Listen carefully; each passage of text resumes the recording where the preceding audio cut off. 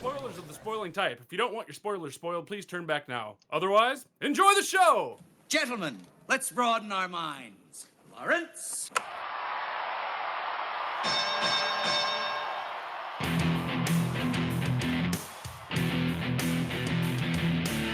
Ladies and gentlemen!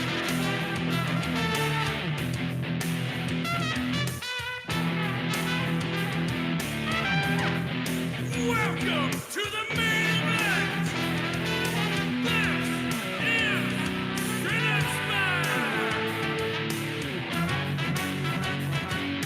And the winner is...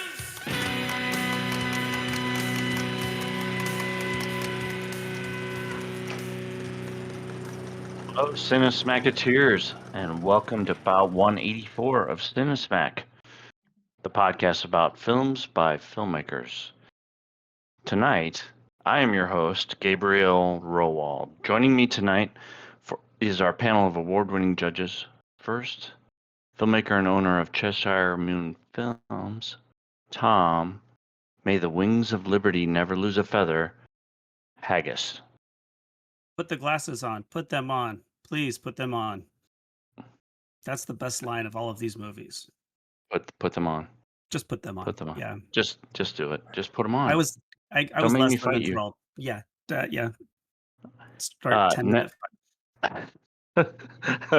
Next, filmmaker and owner of Arizona Ink Studios, Andrew, Would you stop rubbing your body up against mine?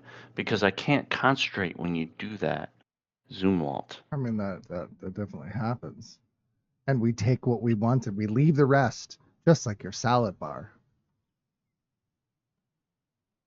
Wow. I'm not sure how to take that.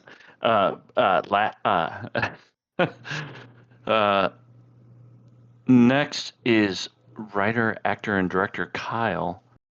Brother, life's a bitch and she's back in heat. Fine.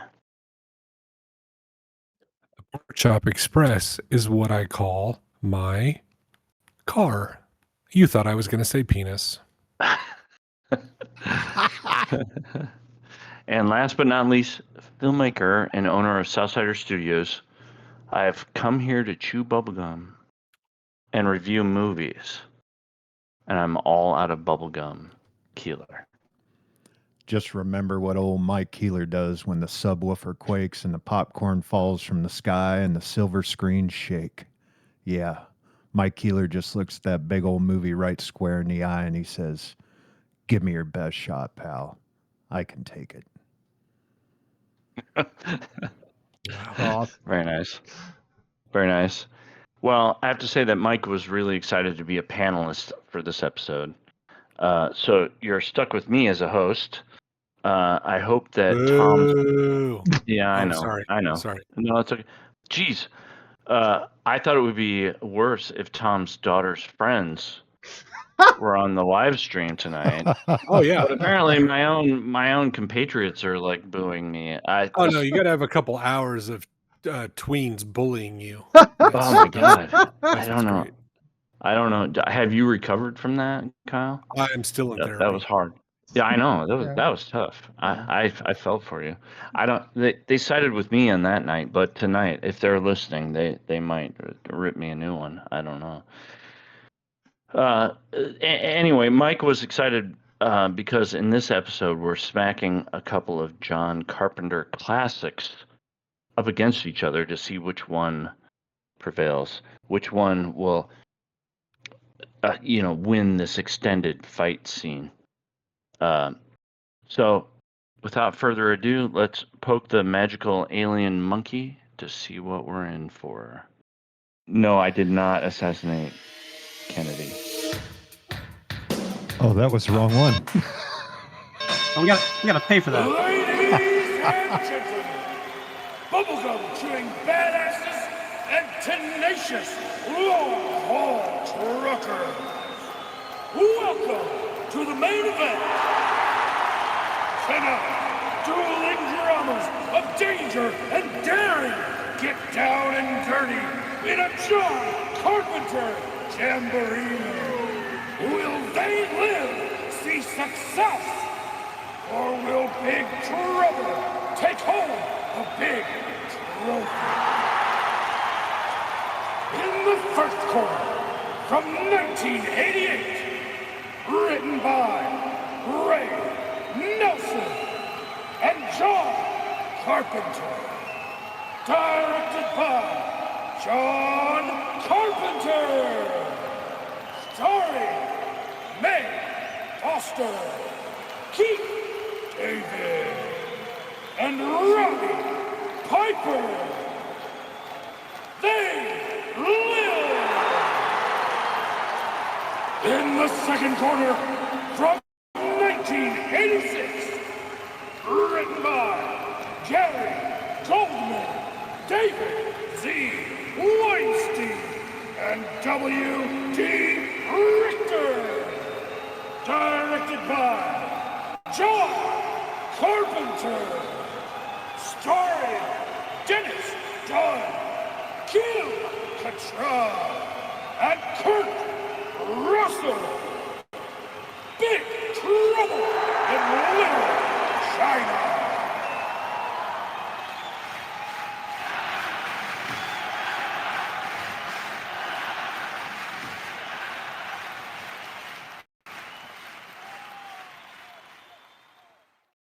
All right, John Carpenter fans, are you ready for this?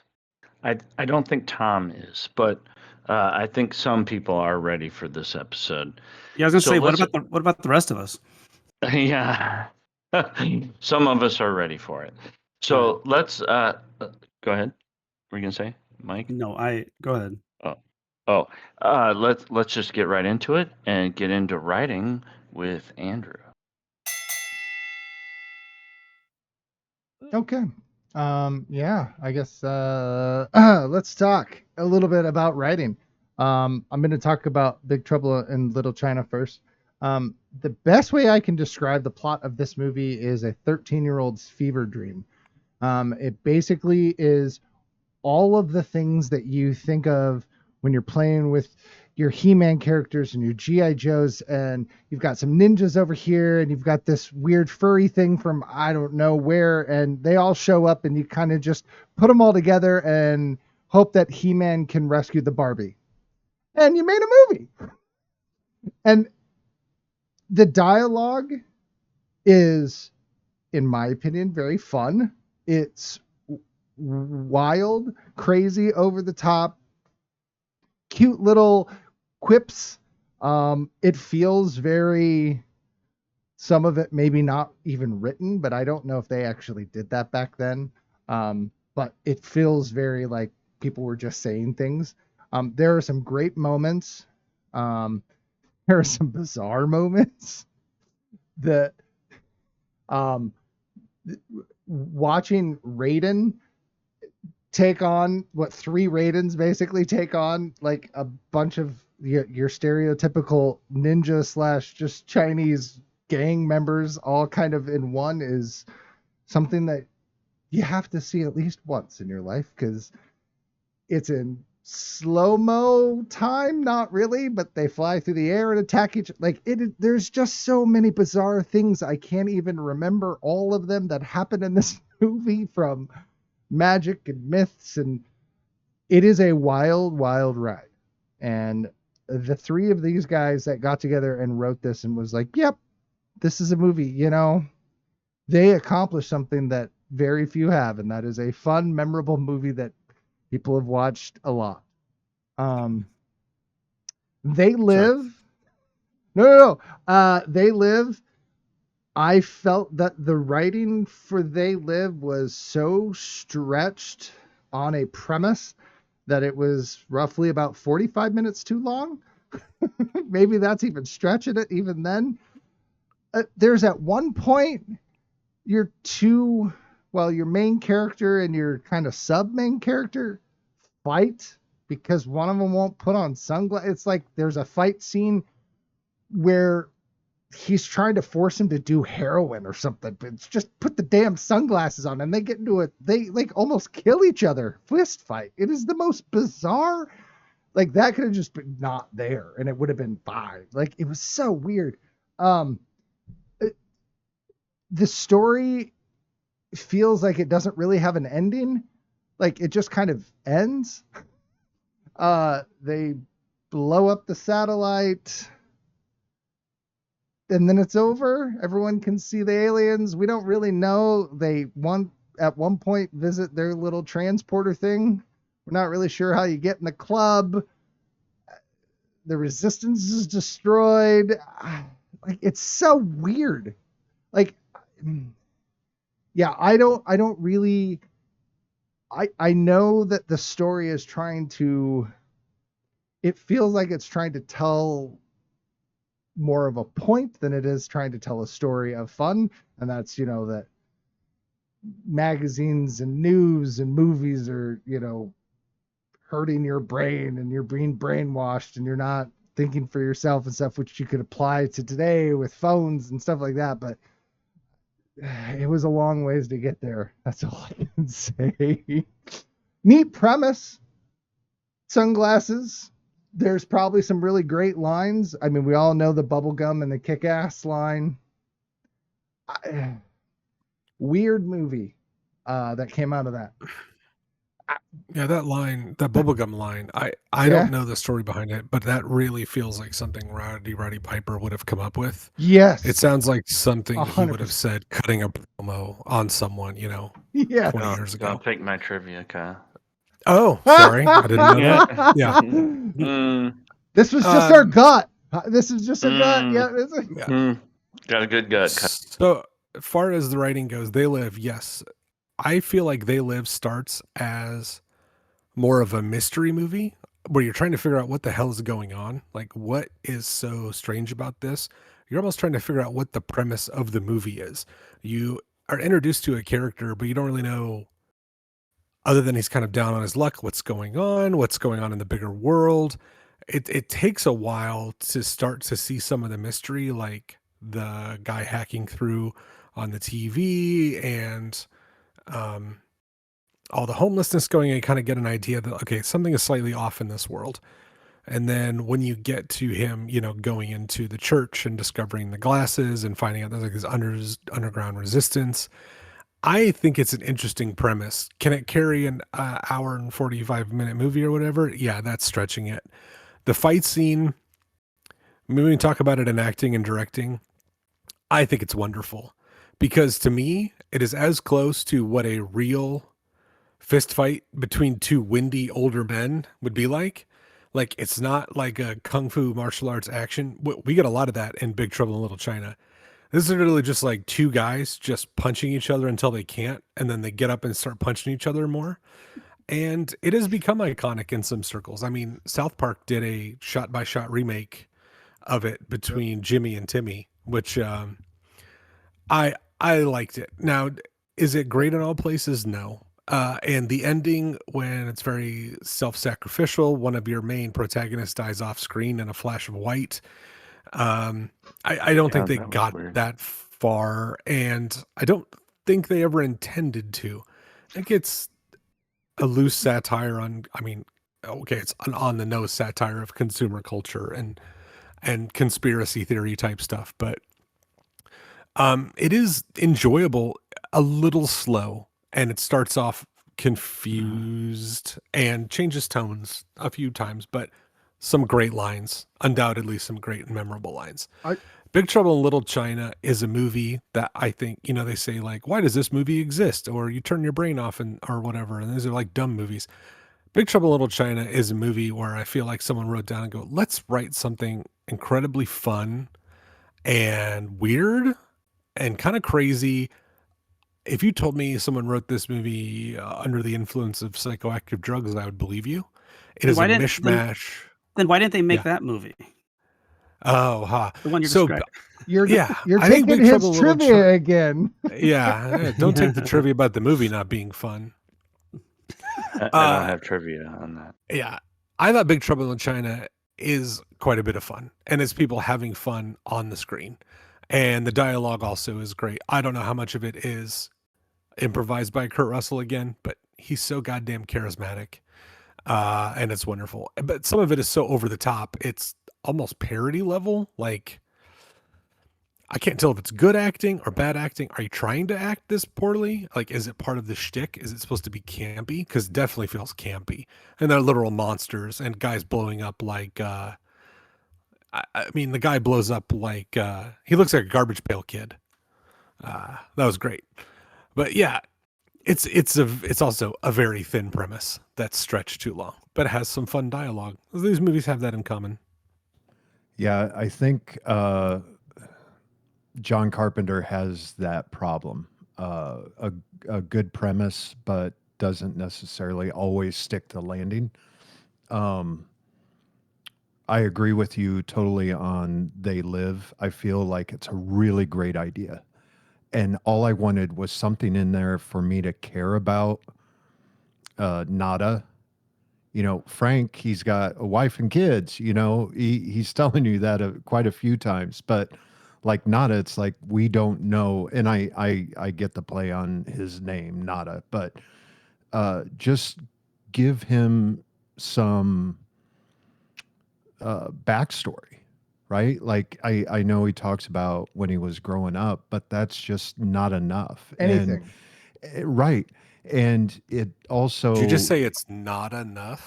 Not enough. Did See, we the know? movie- Why doesn't it Hold need on. clever? The movie needs clever shit like that. Right, but it also like when he turns and he just goes in and starts shooting the aliens, that he can see in the bank. I'm In the like, bank. wait a minute. There's got to be a little, like, I just felt like he went from this guy that's just cool and down on his Yeah, luck take it and things easy. will turn around to shooting up a bank. And I'm like, there should be something in there. And The escalation was too fast. yes, way too quick. You know, you needed to see him fighting with himself about what to do and what's going on. And maybe it's just he fucking snaps, right? Like it's too much to handle. He just breaks off. But it's this movie is a cult classic. And I understand that it's a cult classic simply because of what Kyle already said. But I just think it could have been there could have been a little bit more in there to make us care about him. Now, Big Trouble in Little China, I love it. You guys also hit the nail on the head. This is just a fun movie. This is put a guy in something that none of us will ever see or do, and he has to deal with it. And he's kind of your main character, but he doesn't really do too much, right? Like, yeah, he does knife Lopan in the head when he flings it back because it's all in the reflexes, but it's almost Indiana Raiders of the Lost Ark ish, where if you took Indiana Jones out of Raiders of the Lost Ark, the same thing would have happened, right? Like the Nazis would have all been struck by the lightning, and in this, the same thing probably would have happened if you would have taken Jack Burton out. Who And would have killed Lopan?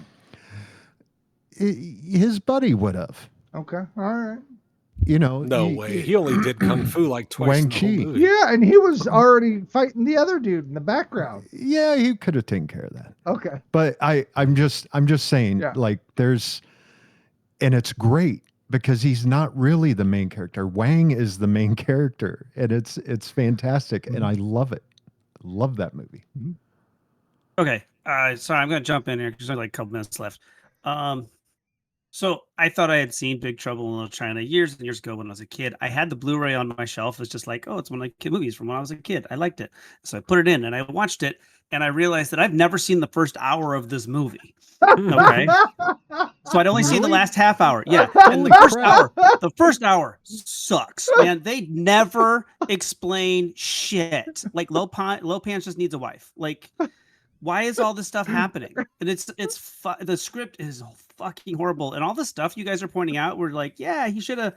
And for They Live, like, oh, we should have seen that change in him. They just all of a sudden start blowing up a bank. That's because it's a shitty movie. These are both shitty movies. They're not good. You remember them because you remember them from when you were 13 and you had lower ideals. These movies, on their face, cult classic or not, are fucking horrible movies.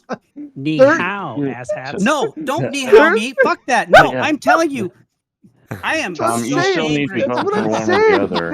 It is a 13-year-old's the leash. fever dream. A 13-year-old's Thank you. fever You dream. said that. You said that, Yes. and I was nodding. I didn't have my camera on, but I was nodding. So Yes. the script doesn't make any sense. And the lines that are good aren't even that good. They're just and we'll get to it when I was acting. But the bubblegum line that's so iconic and everything else, like, how hard is it to deliver that great line? And Roddy fucked it up. He delivers it just flat and with no attitude, and like he's reading it off a fucking cue card. It sucks. I'm sorry, but both these movies, they don't make any sense. Their fucking plot's loose. The concept behind They Live is decent. All right. It's clever that this is aliens and, we're all being brainwashed and stuff like that. That's decent. The execution was fucking shit. And I am so disappointed that I spent money on the Blu-ray for Big Trouble in Little China. I am so disappointed in my younger self. And So I'll take it Put on from the you if glasses, you don't Tom. want he it. had Put the the glasses on, Tom. He had the sunglasses on so he could read the cue cards. Is that Put what the you're trying to glasses say? on, Tom. this is Put me the- with the put 'em on. glasses on. You put the glasses on. And really, I'm already wearing the glasses, Tom. All I'm pointing out with this fight is that it didn't need to happen because it seemed really out of place. I'm not saying that it Yeah. wasn't a quality fight and that it wasn't like two old men huffing and puffing. It just didn't make any sense. at all. Nothing why, in the movie made sense. Why did they need to fight? It's obviously commentary on toxic masculinity. I mean, one man forcing another man to do something against his will. You know, it's Oh yeah. That's- John Carpenter has a yeah. long history. John Carpenter has a real long history of social commentary. In Yeah, films. he Thank you does. very much for that. Yeah. Thank you for putting that. Yeah, No. Yeah, No, I can absolutely really tell not. that's what he was going for. They did it to Big fill Trouble in time. Little China starts with like the plight of the working immigrant. Like you see everybody all around stacking up Gambling. boxes, and you see them down in their luck. Yeah, right. Like we forced them into that. It is our legacy to live from what we did, you know, building the Old West. John Carpenter is pointing that out to us. It's uncomfortable, Tom. I get it. It's uncomfortable to face the sins of your fathers, but it's John Carpenter is holding a mirror up to society. I'm with you, Kyle. I would agree with you on that. If 20 minutes later he just blame all of that on fucking aliens.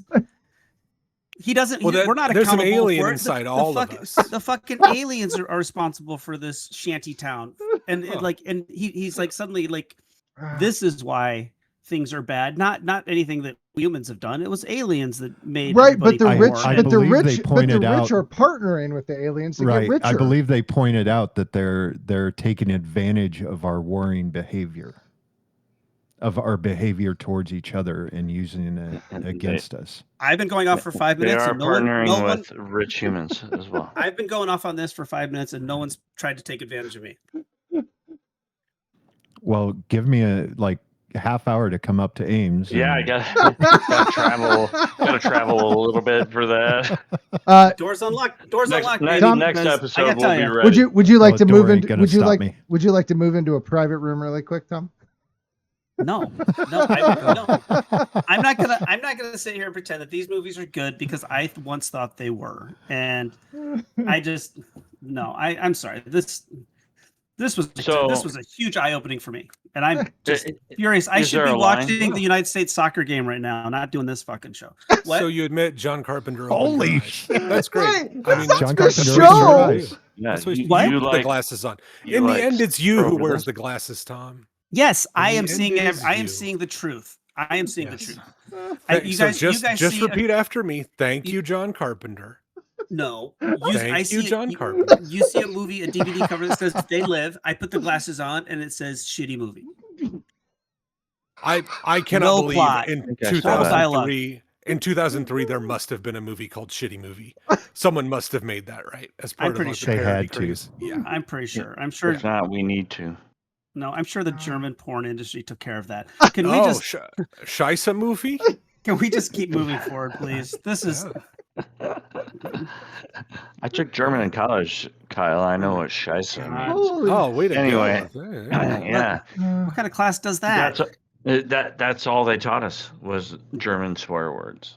Class dismissed. Ficken Sie and Scheiße and that kind of stuff. Okay, This so concludes your education. yeah, you will spare.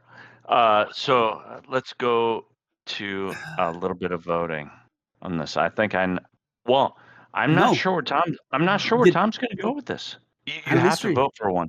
You have to vote for one. Yeah. Okay. It's the rules. Okay. I'll You vote. will follow the rules. All right, okay. mine's Wow. pure roll with it. Let's go. Yeah, We've well, unlocked I am something German. in Gabe. I am Deutsche. So let's. Uh-oh. Oh, I don't know where this Okay. is going. This is going well. yes. So, Andrew, what's your vote? Big Trouble in Little China because it's way better than They Live. Okay. So, Mike, Big Trouble. Big Trouble. Okay. I'm filling out the form here to keep track. While I do that, Tom, you got to they- vote for one. Yeah, I'm gonna give it to They Live because of the bubblegum line, even though Roddy Piper has absolutely no acting skills to deliver it And properly. so Danny Boyle can keep his crown. Nope. Oh, God. Did you really think I was Thanks, gonna, bruv. Did you think I was gonna vote for They Live for everything? No. Nope. All you need is one. Yeah. One's all it takes. And Kyle. Well, I am not afraid to face the sins of the past and admit that we mistreated these people and marginalized them, and that the wealthy are eating us alive. With John Carpenter holding us accountable for our sins. So it's really hard for me to choose between two instant classics. I mean, I watch these both on the Criterion channel. So I think I'm going to go with Big Trouble in Little China. Yeah. It's more confronting. I mean, does it really matter? In the end, does anything? No, not this month. Not according to Queen. Nothing really matters. Okay, so that iconic line in They Live, it was Roddy Piper himself who came up with the now famous one-liner, the chew bubblegum and kick ass line. According to John Carpenter, Piper had previously written the line in his notebook of potential verbal bits during his wrestling career. Oh, yeah. He shared the notebook with Carpenter, and they agreed that this particular line fit the character and the film perfectly. Piper went on to use it at a wrestling match.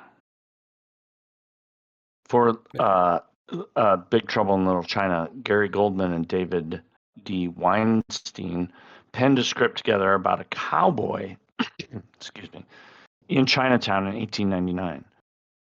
The Jack Burton in Goldman and Weinstein's version was an amazing gunman who could shoot the eyes out of a kite in the sky, but What? couldn't hit anybody in a fight. What? Yeah. What are the eyes in a kite? I don't know what that means. Yeah, what are the eyes of a kite? I don't know. That's just the trivia I found about writing the Big Trouble. The original version was a cowboy in 1899. Kite sees. Yeah. Yeah, that'd have been fun. Yeah, that'd be fun. Yeah. Let's watch that. Yeah. Yeah, maybe modern audiences would enjoy that more than what ended up being, the Big Trouble in Little China as we know it. Yeah. So let's go into the next category. Let's go into acting, and let's let Mike start us off. All right. Well, we'll start with They Live. Growing up watching wrestling, punchy ballet, Roddy Piper was my favorite. And I don't know why. I just loved him. And I didn't see They Live until high school, maybe somewhere around there. And I was so excited just to see Roddy Piper in a role. And I agree with Tom. His deliveries on certain lines are just awful. But when he can let out his persona, like when he's in the grocery store and he's going off on the lady and what she looks like, I'm like, that's Roddy Piper. They probably put that in there to let him be Roddy Piper.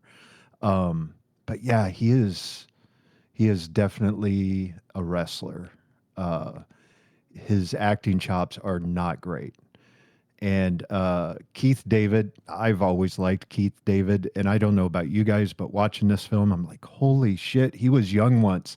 Like, he's always just looked, I don't want this to sound bad, but grizzled, right? Like he's got that deep voice, and he usually plays the grumpy type in a lot of his roles. And I think he was hamstrung by the script. I think there could have been a lot more. I wanted a lot more of Frank. Meg Foster, who plays Holly, there's not a whole lot there. Like, she is very pretty. She has those really beautiful eyes, and I'm guessing that's why John Carpenter picked her, because he likes to pick women with pretty eyes. And another guy that kind of stuck out, and I think he deserves just the ham performance, is oh God, he was the drifter at the end wearing the tux. Oh and God. he was also like in the camp, the homeless camp. I don't know why, but that dude just makes me laugh. It's great. Um, but moving on to Big Trouble in Little China, Kurt Russell, he has such charisma that he can pull this off, right? Like he's he is Jack Burton. Kim Cattrall, beautiful, and I will be honest, I had a crush on her from seeing her in this film. From ever since I saw it, like she's just great. And wasn't she was in Mannequin, right?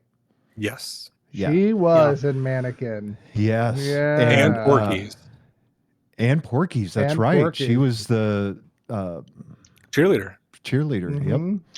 Yep. So yeah, I I think she is a competent actor. Dennis Dunn, who played Wang, he's great. I like Wang a lot. I bet you That do. is something that you can pull. I bet it is. I bet. Yeah. Hold on. You tripled yourself down. I did.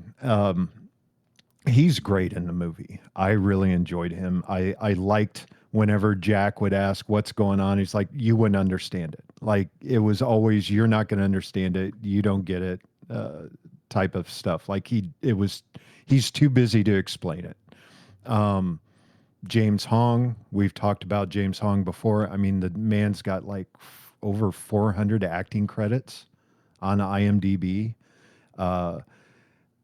But I want to point out that Al Leong, you guys all know him, you know his face. Oh yeah. And there's a great meme out there that shows a picture of him, and it said, if I learned anything, it's that when this guy shows up, shit's about to go down.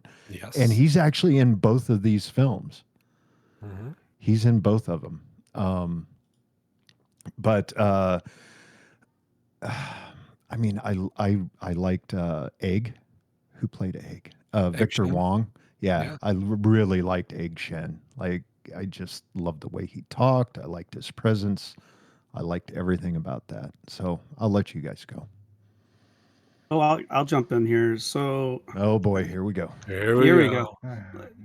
just the, I mean, it kind of goes back to the script. The script wasn't good. It didn't really give the actors to work with anything, but the acting wasn't very good in any of these. I don't know. I didn't. It's, I mean, nobody won an Academy Award in it, but it's it. I don't know. It just wasn't good. And I mean, I'd like to think that like some of these actors can fight, but the fight scenes weren't even especially good. They were quick cuts between like somebody doing a move for 1 second and then cutting to something else. Like you never get to like actually see any kind of impressive fighting. It's all just kind of like mishmash cut together. And as soon as two guys fighting gets interesting, it cuts away, shows somebody else. And yeah, I don't know. It was fine. I mean, it was not good, fine, but the actors that you mentioned are, I mean, they're iconic and they're very prolific and they have lots of roles, but there's just nothing jumped out to me. Kim Cattrall, I'm sorry, I don't think she's a good actress. I don't think her work in this or Mannequin or Sex and the City is anything to really write home about. So, Kurt Russell was just like one note through the entire thing. Like, there's no. I know he can be good. You know, we did Hateful Eight, and he was quite good in that. But in this, it's just kind of like blah. So, No. and the less said about They Live, the better. Keith David. It was cool to see him young, but I think he got better acting later on. So it was good that he kept getting roles. But I don't know. I just unimpressed by everybody and everything involved in these two movies all across the board. So. I won't take up any more time. You guys can go back to, complimenting whatever you want. I was just gonna say that one of my favorite moments is when they're all in the elevator after they drank the potion and they're all just kind of standing there. And he's like, "Hey, I feel pretty good. I kind of feel," and they all kind of chuckle. They all look at each other like, "Yeah, actually, you know what I do? Like that is a Kurt Russell moment. That is that goofy charisma that Mike had pointed out. Like that's what I see through some of it is cheesy, and you're correct. It's over the top, but he has his moments where he's just who you would think Kurt Russell is. Kim Cattrall, heck yeah, man. Mannequin, that movie like put me. That was who it was. It was Mannequin, and then this, and yeah, it was just perfect. I don't know. My only question, They Live, is whatever. But so you said that you were excited to see Rodney Piper in a movie because you had seen him in wrestling. Is it the same?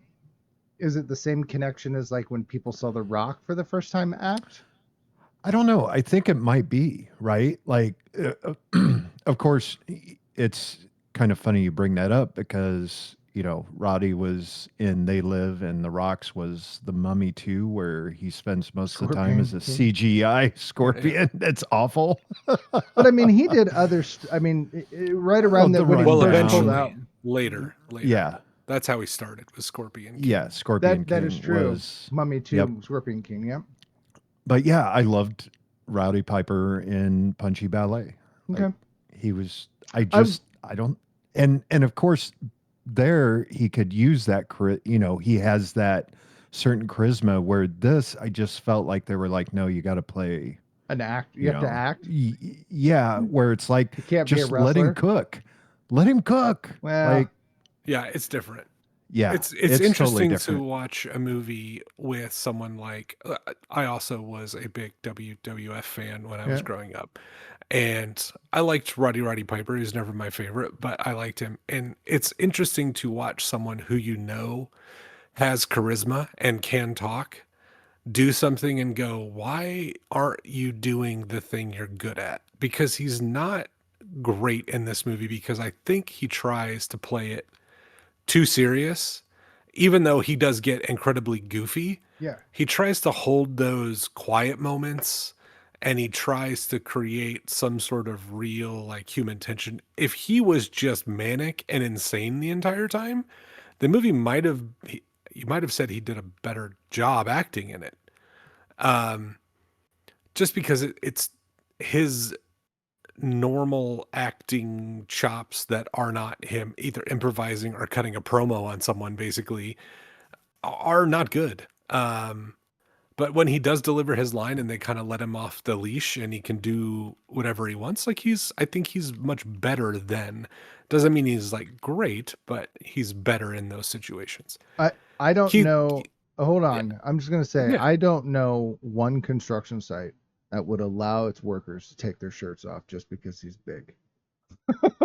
I mean, it was the 80s. Things were different. But yeah, it's also possible that the movie's not good.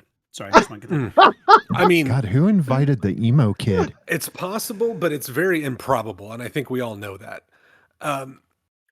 This movie is obviously great, but it's,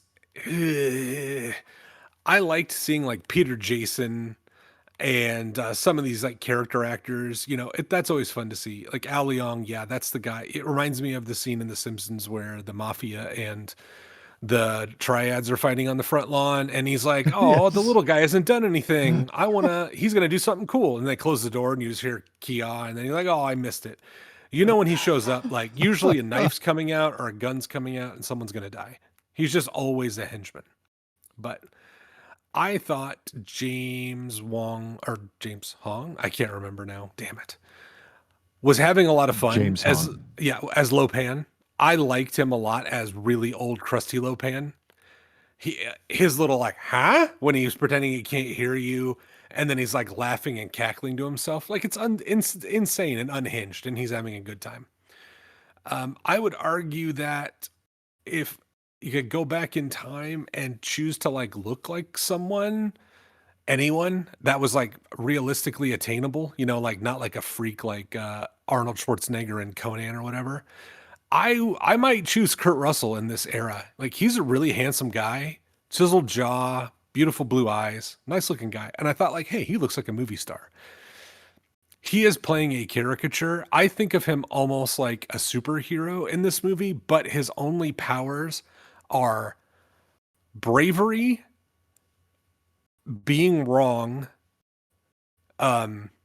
acting completely like befuddled by how insane something is, and then choosing to turn around and go do it anyways. And so like bravery and luck and like being incredulous. Clumsy luck. Yeah. Are like those are his superpowers. Oh, and when the script demands it, he has incredible reflexes. Yeah. Which I do appreciate that being set up. Yeah, twice. Yeah, the fighting, this is so stereotypical 80s action movie fighting when it's not a Hong Kong action film. This is the fighting you get. This weird, loosely choreographed ninja stuff that happens in like nonsensical cuts. It's not great. A beast man shows up out of nowhere. I mean, that was cool. Women pretend to be unconscious when they're not. That's amazing acting. I mean, you couldn't tell they were awake or anything. I like some of the bravado. You know, my favorite acting moment in this whole thing is when Kurt Russell decides to go into the bathhouse and try to buy the woman. He dresses basically like a character from Revenge of the Nerds, wearing his plaid suit and tie and big, thick horn-rimmed glasses. I liked that scene. I thought it was funny. He combs his hair off to the side. Yes. Is the acting in these movies good? No. Is the acting in these movies fun? Quite often, yes. Is the acting in these movies boring? Sometimes also very yes. And also uneven. But I feel like in Big Trouble in Little China, people got the assignment more. They knew they were in a pulpy, campy movie and their acting fit a little more. They Live, I think they tried to be a little too serious sometimes with how ridiculous the premise was. And if you're not a good actor, like Roddy Piper is not, I would argue until he eventually ends up on It's Always Sunny in Philadelphia, that just kind of falls flat. And I know it's not acting, but I will give credit to the people wearing the alien costumes because I thought the faces were truly terrifying and well done. Like from a practical point of view at that time and era, they were very strange and unsettling. And the way their jaws worked and their teeth just kind of clacked together, that was unsettling. And I did enjoy that. You know, what was with this picture with Roddy, like his high school That's picture? got to be an old wrestling promo pic, like probably when he was agree. like an independent wrestler. He had long, fluffy, That was kind of funny. you know, Farrah Fawcett hair in this movie, and then they show that picture, and it was like, is that from high school? And this has got to be the best shape Roddy Piper has ever been in. Like he is jacked.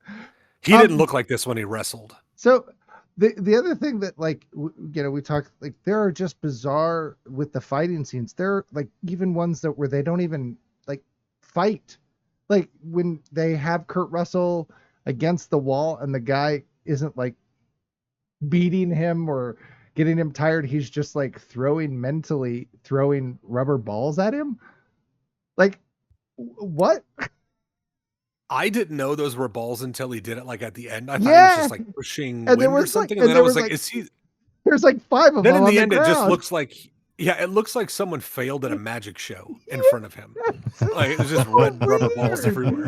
And then they cut. Ball? And then they cut. It's just and strange. he's in a wheelchair, and I was like, wait, what? Yeah. It doesn't make any No sense. No. Okay, gentlemen. Are we done with the round? Does anybody else have anything to contribute to acting? Yeah. Okay. Just, real quick. Well, yeah. The elevator scene was really funny. Oh, look who's coming funny. Around. Tom's a big pretty fan. No, I got a whole round. I got to lead here in a minute, so I'm just trying to get off on the right foot. Okay. All right. Well, let's do some voting then. So let's start with Mike. Big Trouble. Okay. And Andrew? Little China. those different? Big Trouble in Little China. Anyway, Tom, you I'm still gonna have go- to vote. Yeah, that's cool. I'm gonna give it to They Live because the old guy at the newspaper stand, yeah, he was good. I believe John Carpenter found him and just stuck him in the movie. So Okay, and Kyle. I think the only word left in the title that hasn't been said is "in." So you figure that one out. Yeah, I think if given enough time, I think I can figure that out. Yeah, Tom- you figured it out. Tom, are I you don't- talking about the guy that's like, are you either Hey, gonna buy pay the paper. for it? Yeah, pay for no, it. no. The old guy that's like, "What's your problem? What's your Oh, problem?" that Oh, yeah, guy! that guy. I thought it was the guy that was I like, thought you were talking about the guy. Yeah. if you're gonna No, look no, at the no, magazine, you're gonna pay for it, punk. No. The first guy, the first, Okay, the first alien he sees, I think, is Yeah. What's It your is. problem? Yeah. What He's are like, you "What's your looking at? problem?" Yeah. yeah, because I mean, Yeah. he had a really big job. He had to like sell it. That I don't know where I'm going with this. Just move on. They didn't know he could see I at think that he point. can see. Oh, Yeah. yeah. That's it. Yeah. Yeah. Okay. He's talking okay. to that's it. wristwatches. All right. That's There it. it goes. Okay. For the role of Nada, which, by the way, I didn't. Did they call him that in the movie? I didn't know that was his name. I don't think so. I don't ever That- remember hearing his name. I think We he's a just- character it with made no it- name. And that's why they call him Nada. Yeah, like the outlaw Josie Wales. Or, It Man kind with of No like Name. the narrator in Fight Club or whatever. Like we never really know who he is. But anyway, for the role of Nada, Carpenter was not looking for a traditional Hollywood leading man. He needed an everyman who looked like he had lived a hard life. Carpenter met professional wrestler Rowdy Piper at WrestleMania 3 in 1987 and was immediately convinced he was right for the part. And he said, unlike most Hollywood actors, Roddy has life written all over him. He has been hit so many times that he is really broken up. He even walks funny because his pelvis was shattered and his back was wrenched. He is definitely not a pretty boy. He's the toughest guy I've ever met. Now, you could argue if he's a pretty boy or not, because he was jacked in this movie. He was really Yeah, he's in good shape. He had a huge. Farrah He was Fawcett like, hairdo like you wouldn't believe. yeah, he had great hair too. Feathered and- You know, ooh, son of a bitch. Oh yeah. And then for Big Trouble in Little China, reportedly, Dwayne. This calls back to something we were talking about before.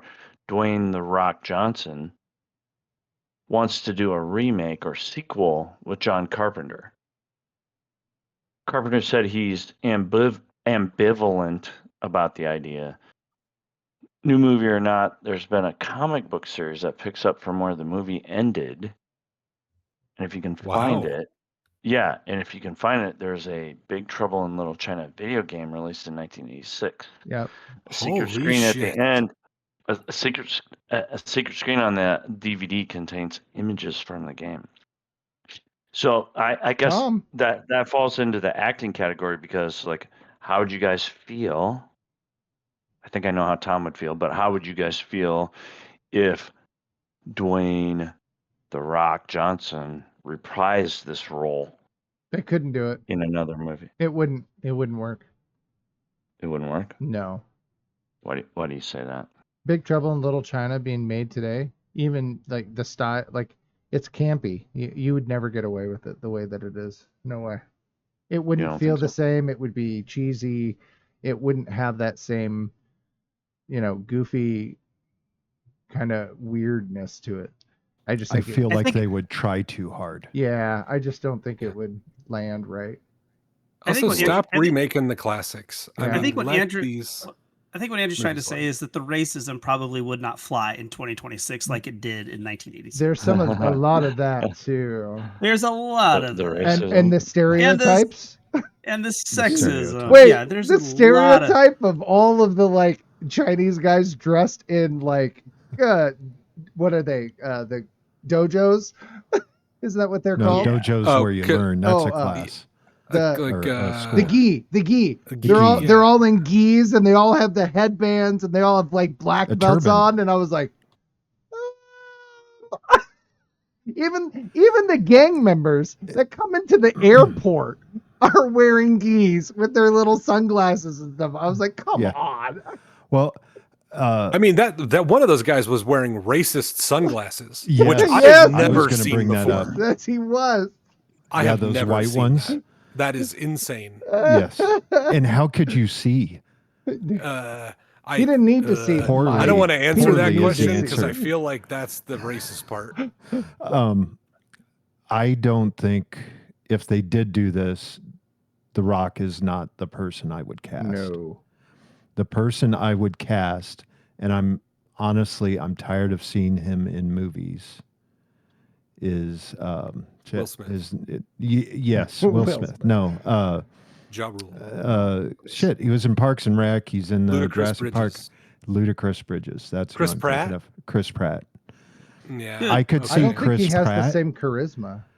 Dude, you put Wyatt Russell in there. I was Ooh, thinking, what Yeah, about his it's not son? that- Go. Yeah, no kidding. Tom just knocked it out of the park. What about his He's got son? that. He's got that snark and that Yeah.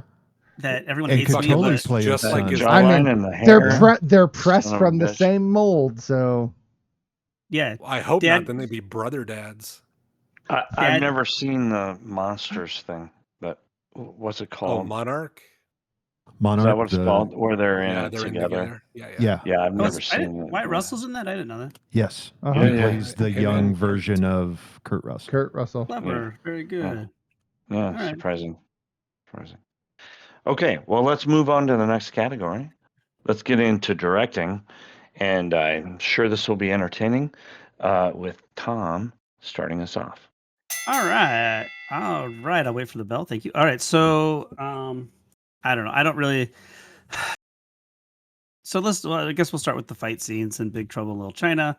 I think, like I said before, I thought that they were choppy and weird. The guys jumping through the air and then clinking swords once and then landing 20 yards apart I was just like, it wasn't very. I don't know. I know it was trying to be like kind of stylized and stuff, and I don't know. I think a lot of that. Do you feel like I- it was a precursor to something like Crouching Tiger, Hidden Dragon? Don't do that. Why would you do that? Why would you bring up that movie? I don't know. 'Cause that one was great. That It's one was not- great. Yeah, that one is It- great. You're absolutely right. Hero, another great one. It has Yeah, nothing to do another with this good one. movie at all. Oh, Yeah. Okay. No, I appreciate the effort, but no. I don't know. I mean, the story doesn't flow along. There's these weird location changes where they're going along, and I don't know if some of it's just like braking. There's some like 180 braking that happens, which is weird to a movie at this level. I don't know like what the budget was for it. Were they rushed in it? Like he couldn't get a better performance out of some of the actors, or the actors, like I claimed in the last round, are just not good. But I've seen some of them do better things in other movies, or does John Carpenter just not care about the acting and he just wants to get the shots done? And if that's the case, then why didn't he get the shots done? Because I don't think the shots were particularly interesting or anything else. I thought the special effects, even for 86 and 88 in these two movies, were not good. The alien faces I thought were actually better than I thought they would be. I don't know if the black and white helped with that, but that's something that would be interested to talk about.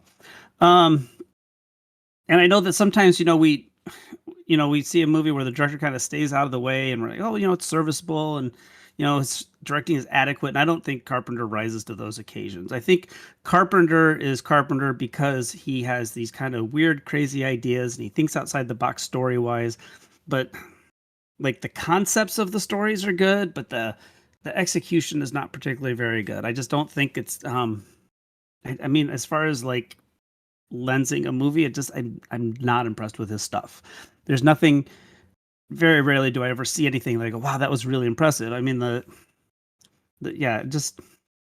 don't know. It wasn't impressive to me at all. And I was looking forward to going back and watching Big Trouble in Little China. Like I said, I watched it when I was kids. The last half hour, the fight scenes, I remember reenacting those with my brothers over and over again. I knew the fight moves from 40 years ago. And yeah, and for some reason it just, while I remember them, they didn't really sell to me now in 2026. The other thing too, and I don't know, maybe this is an acting category thing, but that's behind us. I don't know why Kurt Russell had so much eyeliner on. Like, he looks like JD Vance, and it's weird. Like he has these like black lines around his. I'm sorry, he does. I don't know, and it's inconsistent because it's there in some shots and it's gone in other shots, and maybe that's an acting thing, but I'm going to put it to the director to just be like, makeup, can you please not put eyeliner on him? So do you think JD Vance is trying to look like Kurt Russell? No, I think there are other ways to go about doing that, and I'm not seeing it. So anyway, that's really all I guess. I don't think the directing was particularly very good. Like I said, the John Carpenter's, honestly, I think his score work is the best stuff that he does, but we'll talk about that next round. So, I don't know. That's about it. If you guys would like to go back to filleting John Carpenter, I'll get out of your way. Wow. Have you seen John Carpenter? While Tom was enlightening us, I looked up the production budget. Big Trouble in Little China was $25 million, and They Live was down to $4 million. Oh, that shows. And it really does show. I don't know. I'm looking for that 25 million, man. I don't know.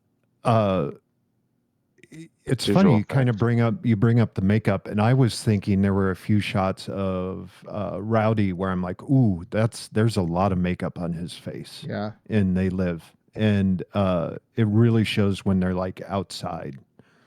But listen, I like John Carpenter. He is somewhat of an independent movie guy, right? And I agree with, honestly, some of what Tom is saying. In the scripts are lacking in certain ways. And of course, we would be more prone to seeing that. We're looking for that. Not only are we watching it for the show, but also we have been fans of films and making films for years. But I think I just remember John Carpenter really letting me down I was so excited that Escape from LA was coming out, and I remember going with some friends to see it and just walking out like, what the hell was that? What did I just watch? Like, there is no meat to that. It's all just, hey, and then this happens, and then this happens, but there's nothing, kind of combining the two and really giving them a reason to do it.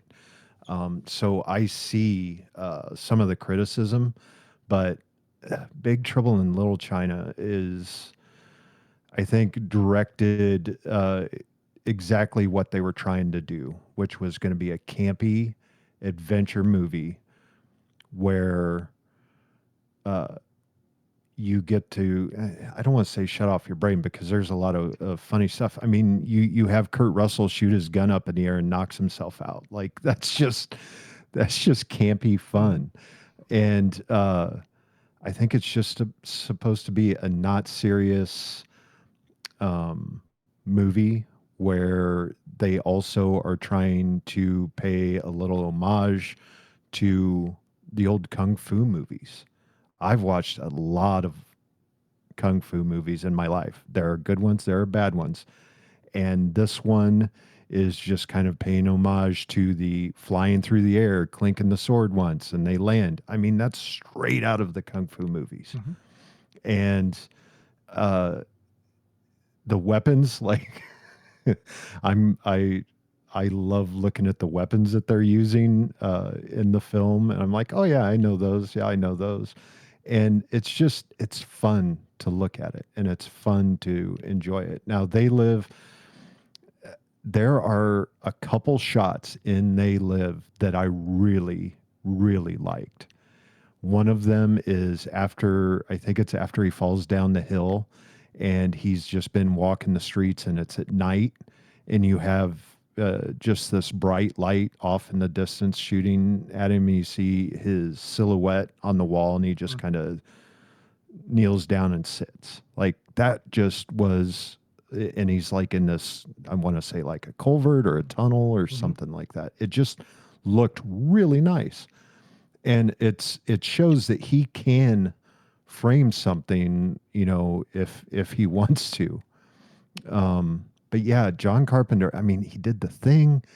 Escape from New York, I think sometimes suffers from the not a lot of meat in with the potatoes.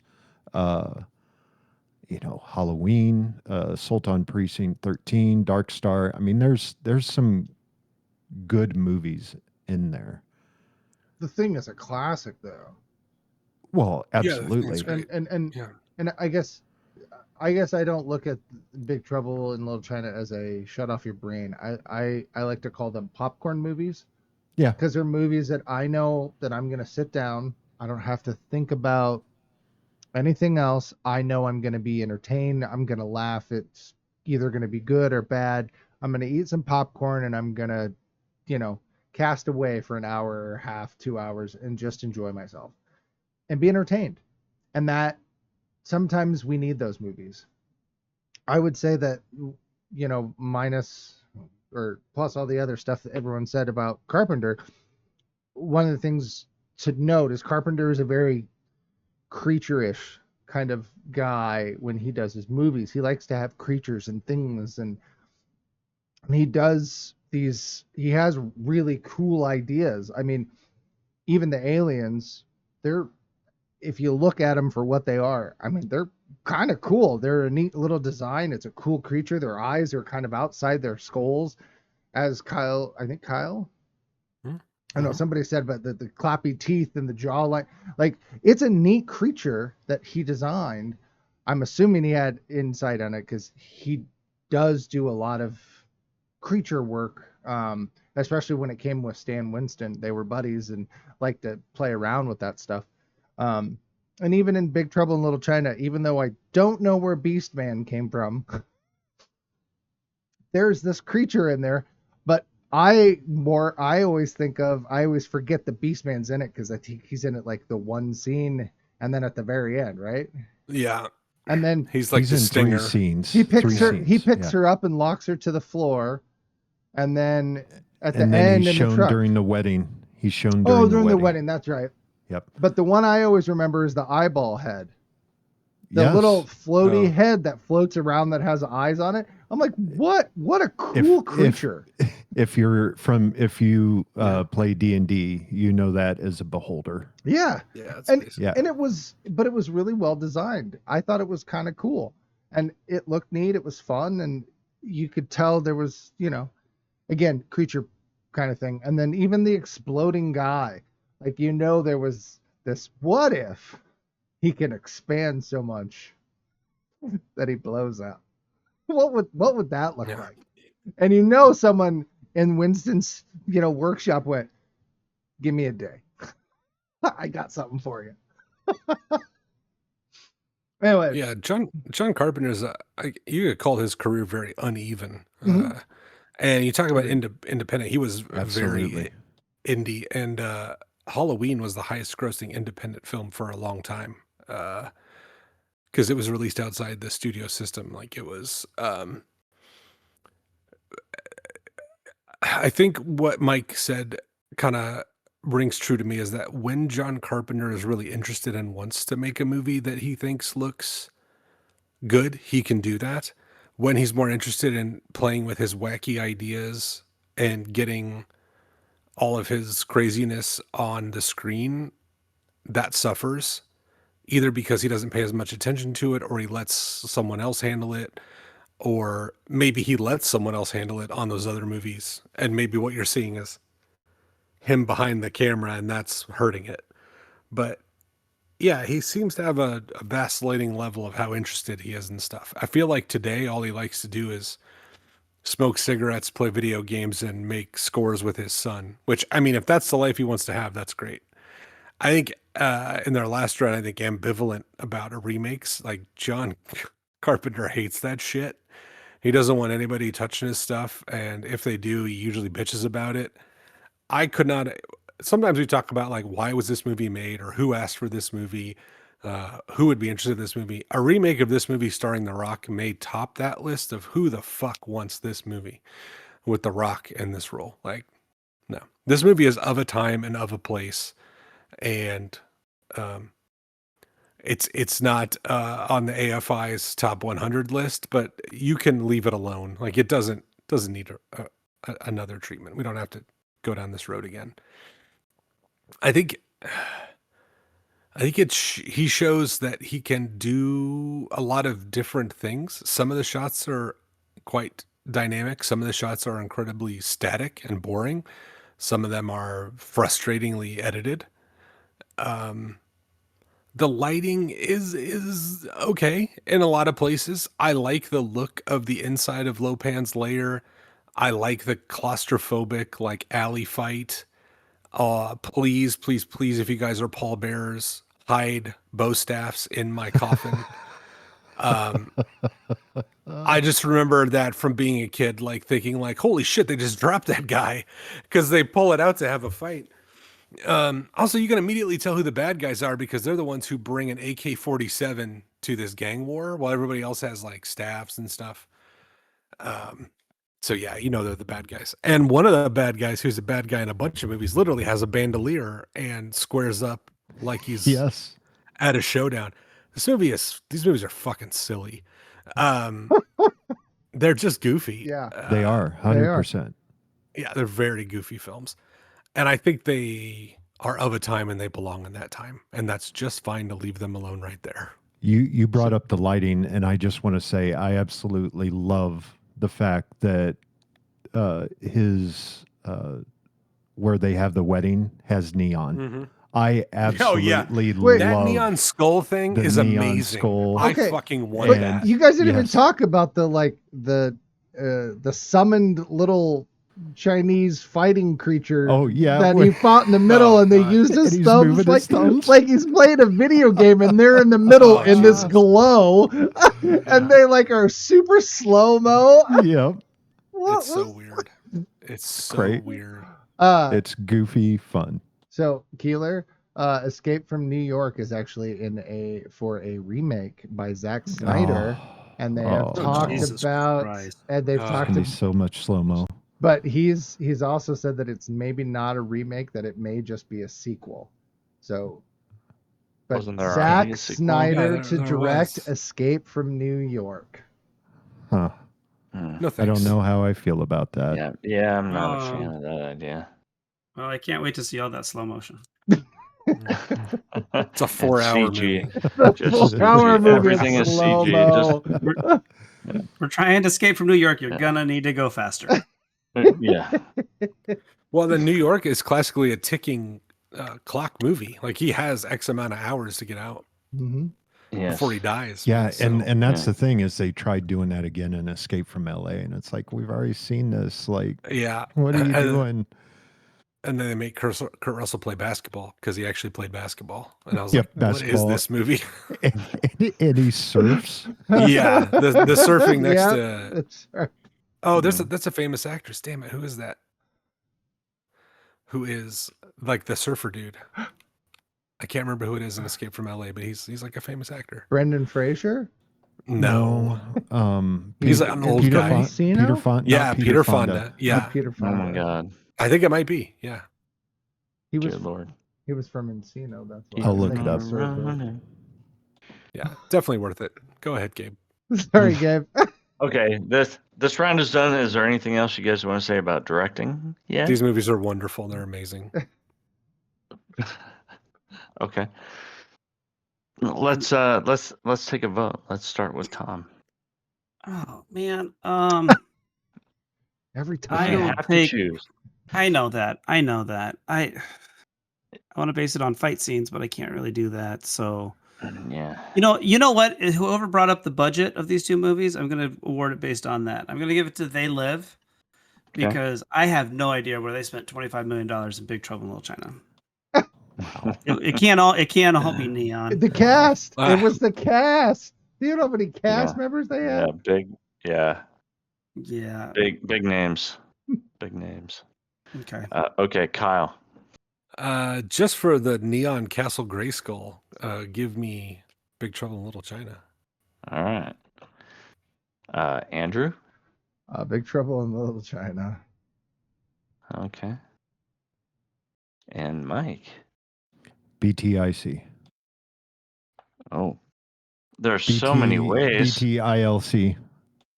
Oh, yeah. I didn't realize you didn't get it quite Yep, right. But nope, thereson didn't many get it ways right. to refer to that There's a movie. reason I Big- like these movies. Big Trouble Big in tits China. and little big tits and little charge. I don't understand. Yes, that's it. I was thinking That's of exactly a right. C I word. think we all know why Tom voted for They Live, and that's for the end shot with the woman and the Oh, alien. man, you know what? Yeah, Speaking what of was that, Oh God. so I did Marry okay, and so reproduce.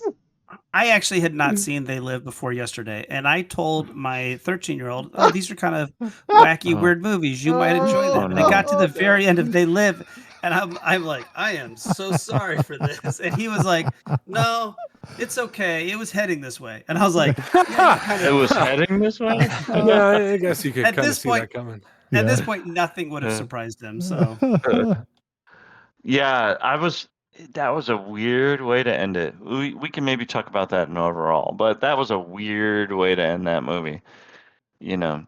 Anyway, so a little trivia about directing, if there is any. For They Live, years later during an interview for the DVD release, Carpenter was asked if he ever considered making the fight scene any shorter in the editing room. His response, "Fuck no."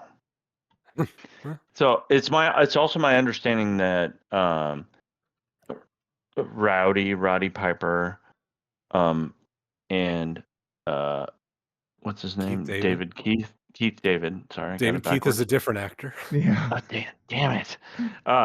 They planned that out and choreographed that and kind of sold that to John Carpenter, and so and he loved it, and so he said, "No, I'm not cutting it. We're going to do the whole thing." Oh, sorry, I don't interrupt, but I forgot. I've never seen a movie where a guy puts a board behind another guy's head and then knees his head through the board. That was cool. Well, they put a lot of thought into that scene, apparently. Oh, they So, did. and then for BTI, do we Oh. include the I? LC, yeah.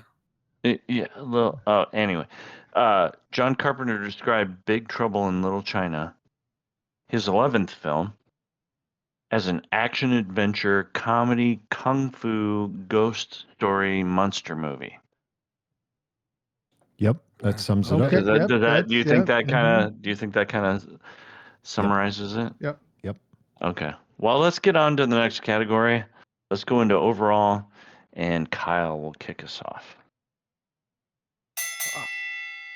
I'm not sure there's much else that can be said about these movies, but I'm gonna give it my college try. Yep, I'm already out of ideas. Oh, a little bit of trivia for you. Between these two movies, John Carpenter smoked 3 metric tons of Cools. So I believe there is a scene in a movie where John Carpenter's cigarette smoke comes out in front of the camera. I don't know which one it is, but I'm pretty sure there's a scene like I that. mean, he looks like it, so I wouldn't. Oh my God. Yeah. I know why John Carpenter loves Roddy Piper, because they're both men you can see that life happened to them. Correct. I don't know why John Carpenter get cast as the Crypt Keeper. This is not a John Carpenter roast. Okay. The soundtracks. These movies have pretty decent rockin' soundtracks for what they are, and I don't know if John Carpenter did both of them. I think he did, but he does scores for all of them. I mean, he did the Halloween theme, which is arguably one of the most iconic Iconic, themes yeah. to a film, of all time. And you could, and I bet Tom would argue John Carpenter is a better composer than director. And I think there is an argument to be made there. Like, that's not outrageous. I agree with that. Yeah. They Live is an interesting premise that overstays its welcome. And I feel like sometimes when you get the wackiness of John Carpenter, someone has to keep the train on the tracks, and you can see it teetering like on the rails at times. And sometimes it just straight up drops shit along the way. It has fun moments. It has interesting moments. It has thought-provoking moments and a very clumsy message. Big Trouble in Little China, the overall goal of that is like, let's throw all this crazy shit in a blender and we'll just shoot it. And it doesn't have to make a whole ton of sense. It's a lot of set pieces and it's a lot of fights and mystical, magical things that aren't explained. And we're gonna play with a lot of different ideas without much of a central theme. And our main character is a handsome schlub. Like, he's a really good looking guy who looks like he smells bad. And always has a knife in his boot and drives the Pork Chop Express. It's just full of weird ideas. And there's a ginger Sasquatch at the end. But it's very strange. And at the beginning of the movie, who is Jack Burton talking to? That's the thing, right? He has a soliloquy over the CB radio. If they cut to that and it was like unplugged, like, I wouldn't have been surprised. He was talking He's just to insane. the world. He was just talking to everyone. Just talking to the world. But nobody talks back. It's like he's yelling into the void. Like the way I cry. I cry into my pillow every night. Like, nobody can hear that. It's a long drive. Right. But I'd hate to see the inside of his head. He's got a lot of therapy bills. Also, he eats. He's a gross eater. I don't want to see that. But I love seeing him in a kimono. He doesn't look bad in lipstick. And God damn it, if James Wong or Hong or whatever his name is having a fucking blast. And I like that. I do like that. I think it's fun. And we know it's a comic Kurt book movie. We know Kurt Russell looks good in lipstick thanks to Tango and Cash. This is true. Tango and Cash, yeah. Yep. Yeah. A previous episode here on Cinesmack. Yeah. I mean, we're a Captain Ron away from doing his whole oeuvre, you know? Yep. Have you guys done Overboard? I mean, that'd be the other one you really need to get if you want to get the whole... We have not done Overboard. Yeah. We can do the old one versus the new one. They remade it with Anna Faris. Yeah. So. And they flipped it too. Yeah. Because Anna Faris is the Kurt Russell character. Okay. Wow. What a bold choice. All right. I'm going to let you guys... Well, I just wanted to pop in and say I love the score in Big Trouble in Little China. I love that guitar. It's so much of its time that I love it. Like, you get the electronic drums, you get everything. It just feels like the 80s when you listen to it. They Live was very bluesy. The score was, and honestly, I felt like maybe they did one or two tracks and just kept looping it throughout the film. I didn't care for it much. It was very repetitive. It felt like porn music, like some dude with a Casio sat in a room and was like, "This'll work." Yeah, but I mean, Big Trouble in Little China's music was pretty good, and I really enjoyed it. That's all I got. Yeah, I don't think you guys want to hear from me anymore. So I think we do. I do. What do you got on your mind, Tom? No, I don't. I just kind of leaned into the dick this week, and I'm sorry about that. I don't know. I just felt like being an asshole on the show because I was really pissed I had to sit through these two movies, and I think is this another Wang joke? No, I feel like no, it's just one of those like, boy, I was an idiot when I was a kid. Just had that realization. There's like, I can't believe this passed as entertainment when I was 13. When you were a So kid. yeah. Oh, I think you're very smart now, Tom. Hey, this No, happened last week to me with Flight of the Navigator. When I was like, I liked this movie. Nothing Oh, shit. fucking happens in the middle of It's it. the You know what? That's what. nostalgia.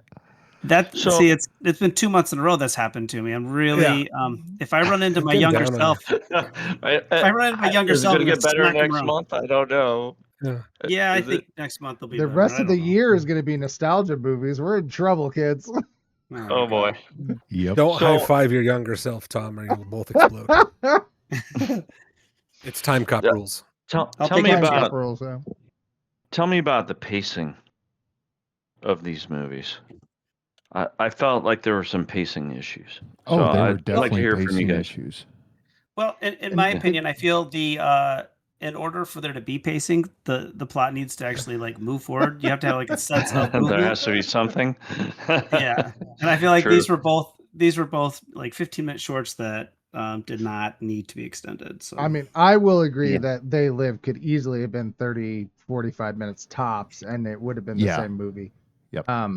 Big Trouble in Little Yeah. China, the way I would say the pacing would be a sine wave. Like it peaked and there was action, and then it would go immediately to lows, and then it would Lulls. come back Yeah. up, and then it would drop, and then we'd have these moments, and then you got to the climax, it kind of stayed there, and then it just dropped off.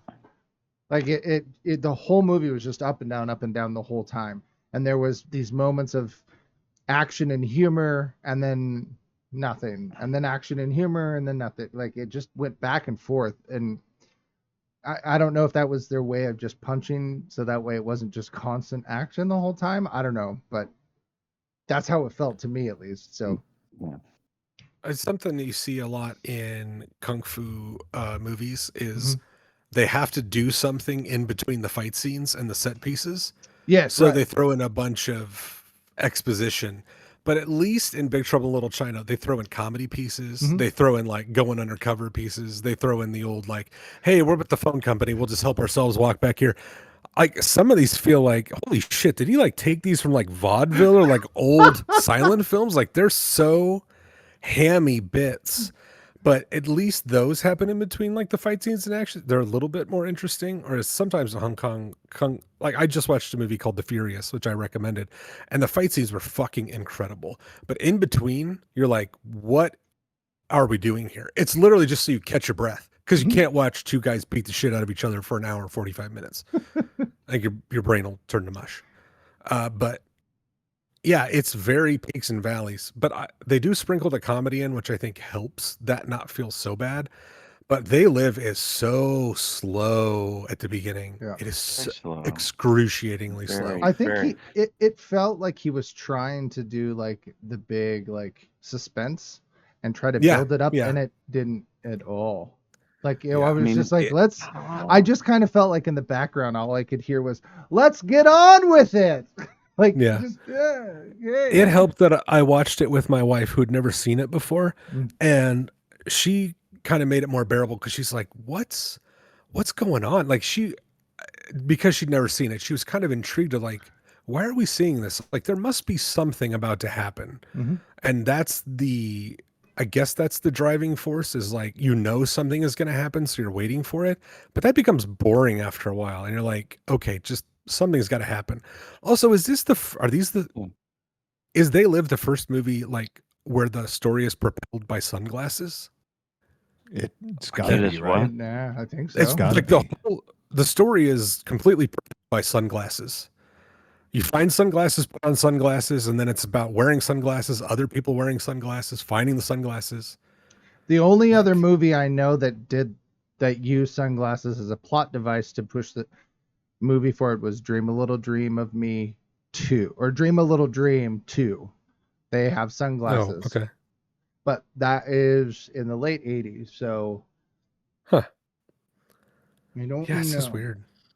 Yeah, I just felt like the pacing for They Live was extremely slow. Mhm. I mean, how long at the beginning of the movie is it of him just walking with that repetitive score?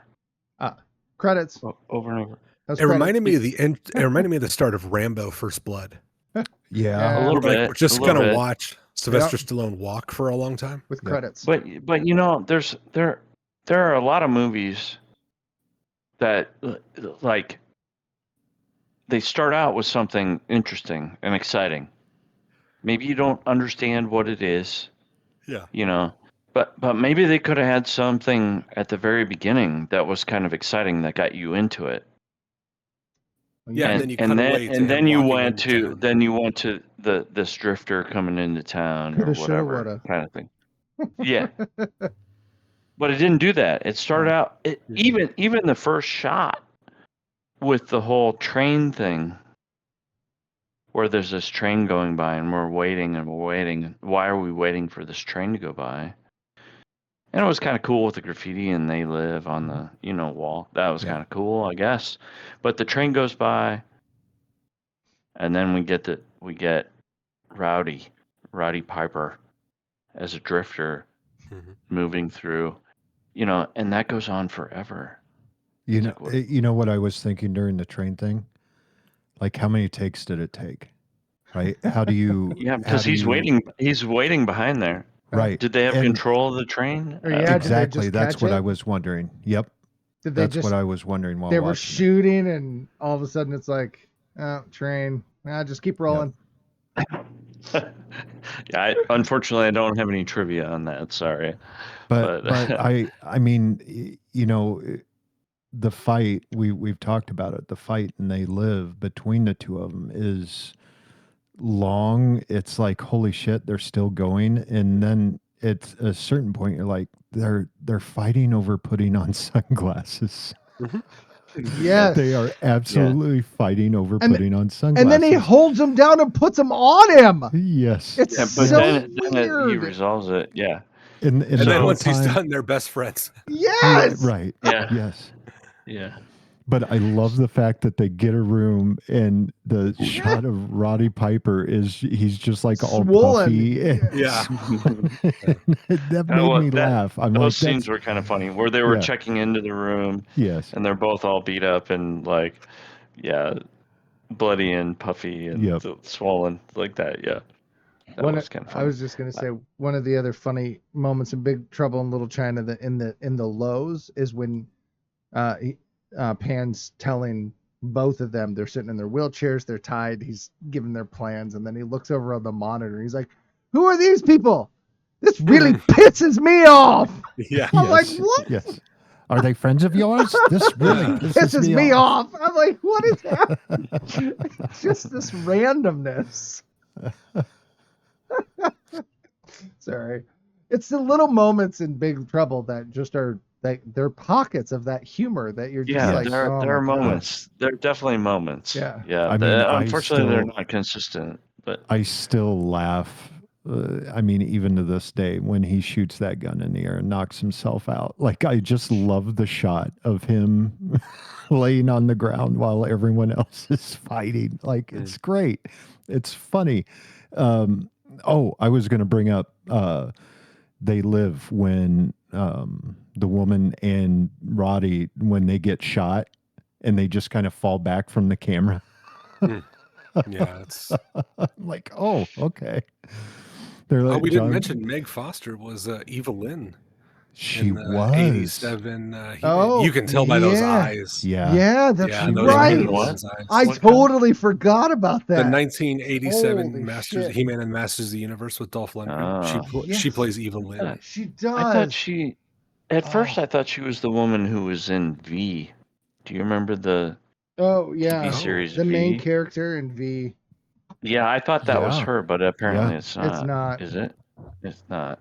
But I thought that was her when I saw her.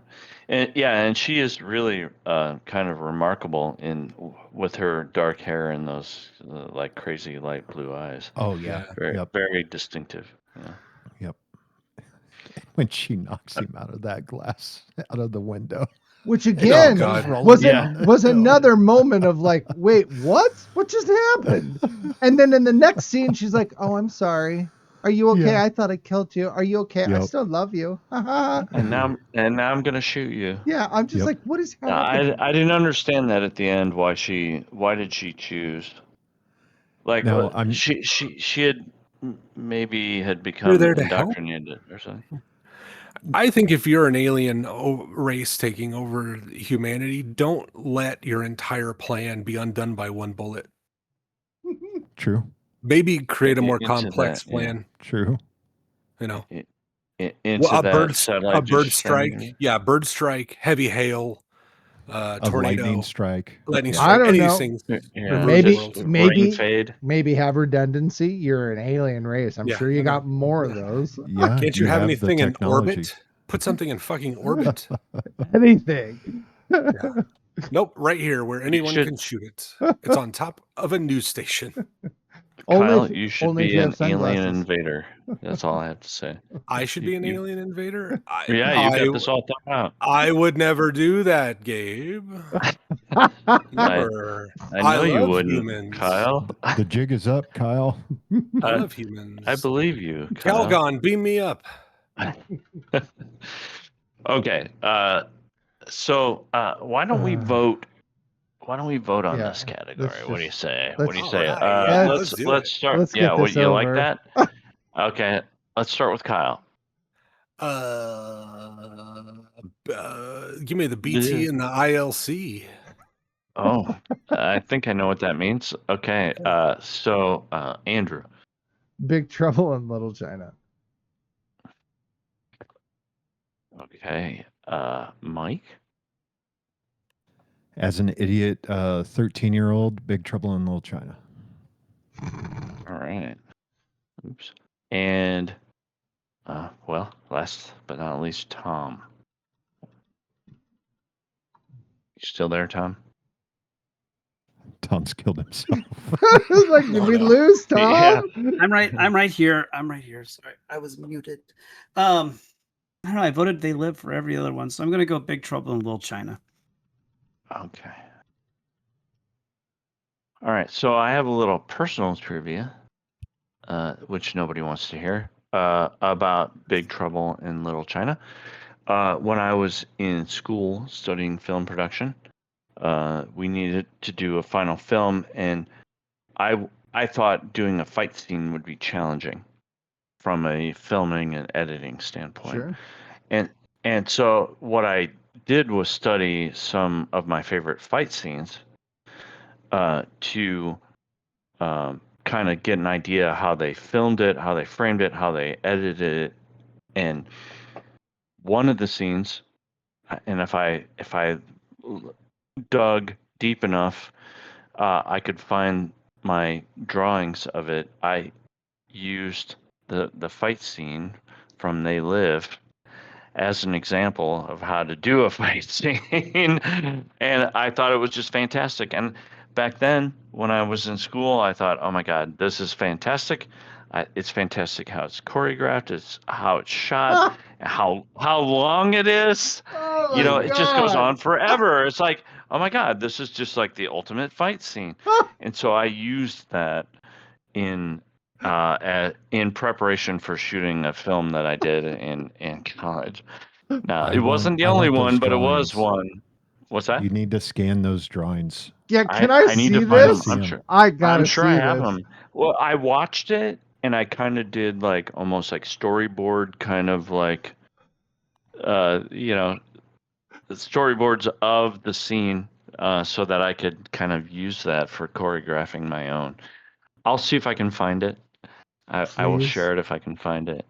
But let's get to the real trivia about these films. So, for They Live, when John did Big Trouble in Little China, and that being John Carpenter, with Kurt Russell, there's a scene with the 18-wheeler. If you look at those glasses, they had a whole bunch of those glasses left over. That's the glasses we used in They Live. And yes, I have a couple of pairs of the original glasses. So there's a little bit of crossover, not so surprisingly because they're both John Carpenter films. But there's a little crossover. So That's funny. The glasses they used in They Live were originally used in Big Trouble in Little China. So I thought that was kind of fun. That's awesome. That's pretty cool. And then Big Trouble in Little China. Production of Big Trouble in Little China was partially shaped by its anticipation of competition with Paramount Pictures' upcoming The Golden Child. The two movies share similar themes, both comedic action adventures following a Californian everyman drawn into a plot centering on Chinese mysticism.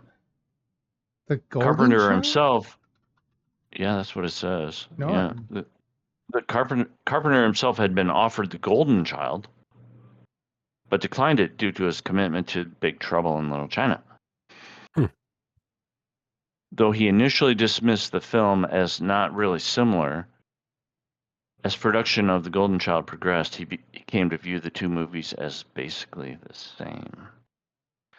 And so there was a little bit of a rush with Big Trouble in Little China so that they could release it prior to The Golden Child. James Hong is in it too. He's in everything. James Hong. That doesn't limit it. I know. I'm just saying that he's in both movies. He's in The Golden Child and in Big Trouble. That's crazy. He's got to be the best actor for 6 Degrees of Kevin Bacon. Holy shit balls. Oh yeah. Well, what would he be? I don't know. Yeah.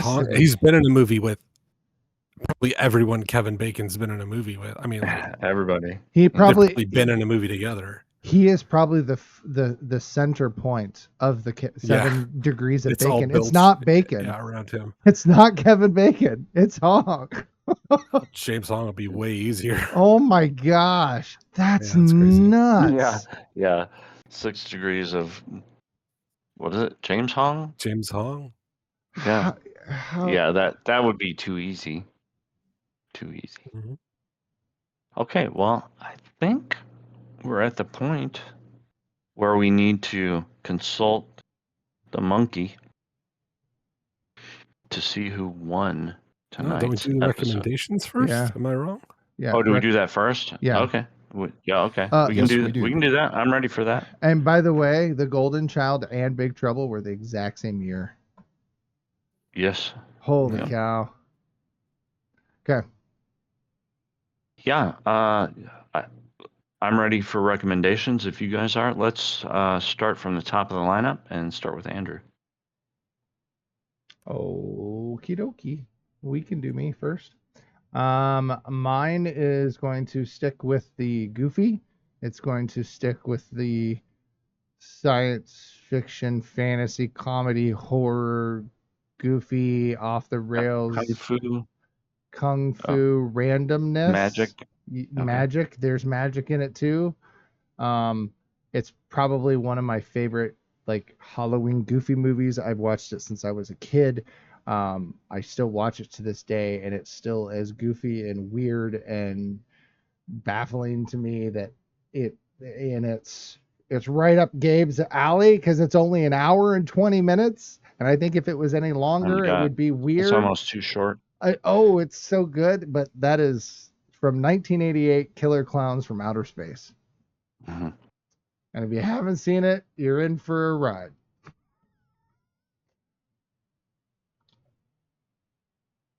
And I checked. We have no one's recommended that, which doesn't surprise me, by the way. But I love it. It's just a campy goofball of a movie, and so it's I have never seen it. That is my son's favorite movie. I've seen it 3 times in the last 6 months. I love that movie. My son loves it. Oh, really?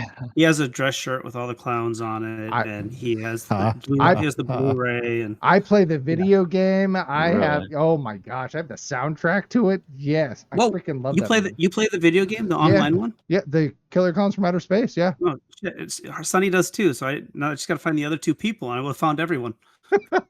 Yeah. Got all 4 of them together. It is a low community. All right. All right, let's go with Mike. I missed it. There it is. Sorry. Oh. I was a little late. I was reading something. Yeah, surprise. I can read. Mine is. Man, Mike's I just don't. going. Well, he said Mike, I know. so I'm gonna go. Yeah, that is. We're Mike is ready. Don't Let's don't go, be Mike. don't be yucking my yum. Speaking of yum, this movie's from 1991, and Gabe, I'm happy to tell you that it is an hour and 19 minutes long. Oh my God, these are And- perfect movies. And well, I would be careful about that because so I bought this movie at Suncoast simply because I Suncoast. loved Big Trouble in Little China. Okay, tell everybody, our listeners who do The not know young what listeners. Suncoast So is. Suncoast was this magical place where you could walk in, and they had a ton of movies for sale. And this was back during VHS and laser discs, and you could find You're everything gonna have to from describe those two. big budget Hollywood films to foreign films that you'd never heard of, or if you wanted it, they either had it or they could get it. Posters. And what's that? tons of posters, tons. Yeah. Tons of Collectibles, T-shirts, hats, like Looney Tune mugs. yeah, like Suncoast. I worked there for 4 years. nice. Suncoast Really? was my happy place. Yeah. We have a veteran. So thank you for your service, Tom. This I don't know how to describe this movie because, man, I bought it and I owned it. It stars Cary Hiroki Tagawa. So if you don't know who that is, that's the original Shang Tsung from the first Mortal Kombat movie. It also has Tia Carrera in it, and Tia Carreras are in it as well. It also stars Dolph Lundgren and Brandon Lee. Oh, And it is called Showdown in Little Tokyo. When did it my come God. out? At 91. So Oh, it is definitely playing on people like me that would walk into a Suncoast and say, "Oh, I like Big Trouble in Little China. Showdown in Little Tokyo sounds just like that." And I mean, there are some good parts in it, but that being said, I think you just need to watch it just to watch it. I think I've seen this You probably have. on Dolph like one of the Lundgren weird is- HBO night kind of Yes, thing. Oh my yes. God, I recognize the chick, the blonde. Oh my Yep. God. Yep, that is. Oh God, what is her name? It's not even on here. Renee Alman. Yeah. But Tia Carrera was like the selling point for me. I'm like, Yeah. oh, she's in it. All right, I'll definitely watch Definitely. it. But yeah, check out Showdown in Little Tokyo for maybe a bad movie night. That would be my recommendation because it is. Go for it, Tom. It is. Yeah, this would be great for Tom. It If you say is. so. It is just.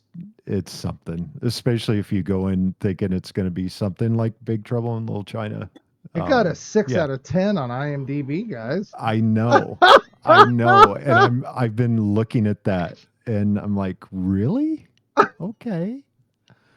Anyway, check it out. Showdown in Little Tokyo.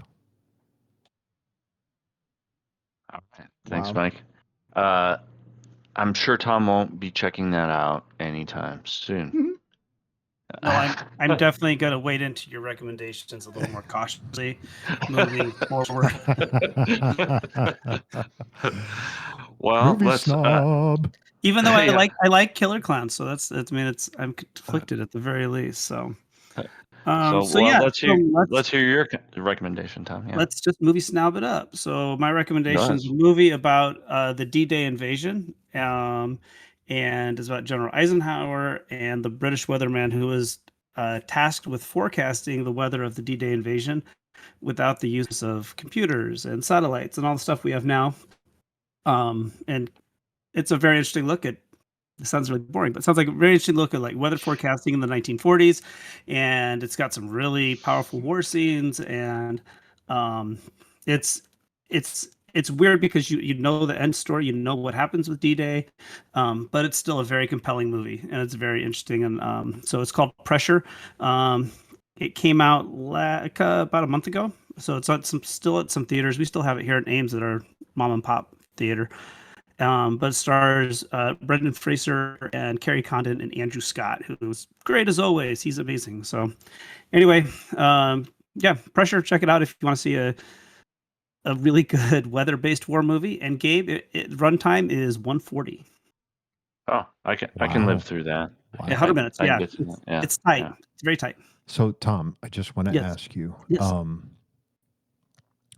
does it show the practice for the invasion? Yes, Because I get a feeling is the from the setup. trailer. it's the It is the setup. setup for the movie. Okay. Yeah. The It's like tiger. The tiger. That, I don't want to say anything else. That was no. The Yeah, tiger. Operation Tiger is almost the Mhm. what do you call it? The prologue to the movie. okay. Yep. All right. So Yeah, I've been yeah.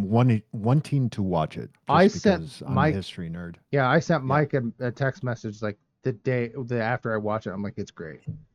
Yeah, it's PG-13. The war scenes, I think, probably an R rating. They're a lot more violent than I thought they'd be, but I mean, it's war scenes, and I think teenagers should be able to watch this and appreciate what we went through. It is the most dad movie of dad movies. It's a World War II Yeah. movie Yeah. where they fight about Okay. the weather. And it is So and it no- is no, I'm not knocking it as a negative. It is I know. phenomenal. It is I would- really, really good. And to be said that, it sounds predictable. I was going to recommend Supergirl, but I was like, no, I think I'm going to recommend something people may not have heard of. Oh. And now Pressure is fantastic. it is really I will When I back s- your recommendation It is. 100 times. And I did not have Encino Man playing Dwight D. Eisenhower on my bingo card. So Hey, Oh, yeah. hey, Magnum PI played Dwight D. Eisenhower, so why not? yeah, yeah, he is the Hamlet of American history. Hamlet, that needs to go on a poster.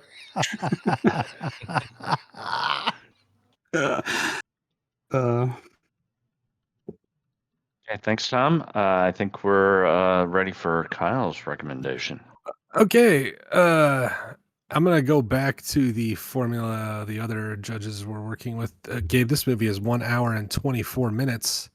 Wow, It you guys love me. stars, yeah, it stars Victor Wong, who you would know as Egg Shen in Big Trouble in Mhm, Little mhm. China, and features things like weaponized diarrhea, children having guns put in their face, turning or spray painting a mask to hide against the white wall, playing a basketball game to 11 but spotting the other team 10 points. And it is Three Ninjas. 1992. Oh my I god. watched this movie until the VHS fucking fell apart. I rewatched it last year and Oh, forgot man. that it basically starts with one of the kids' dads is like an FBI agent who's busting a wealthy white ninja who's trying to buy nuclear warheads, and it's all gravy from there. But yeah, man, Three Ninjas, Colt, Rocky, and Tum Tum. If you haven't seen it before, you should see it. Like I said, it's something. It's a movie. It is. Never heard of that one. It sounds It's interesting. directed by the same guy who directed the National Treasure movies. Which What? shows are Turtle Top? 10 times better. Yeah. And he directed The Meg. Oh yeah. And he Oh, directed The Meg is a popcorn movie. The Kid with Bruce Willis. He directed Phenomenon with with John Travolta. He Yeah, I directed remember Cool that one. Runnings right after Three Ninjas. Whoa. Oh, Yeah, he's Talk about it you like can't a- believe yeah, Jamaica got a smorgasbord. got a bobsled team. Thank you, Andrew. Yeah, I'm right. Okay, well, I've got a quick recommendation.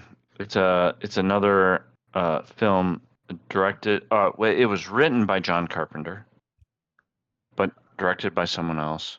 It stars Tommy Lee Jones and Linda Hamilton, and it's called Black Moon Rising. Have any of you guys heard of this? Have you heard? No. There's a black moon rising. Yeah, it's not it's not a song.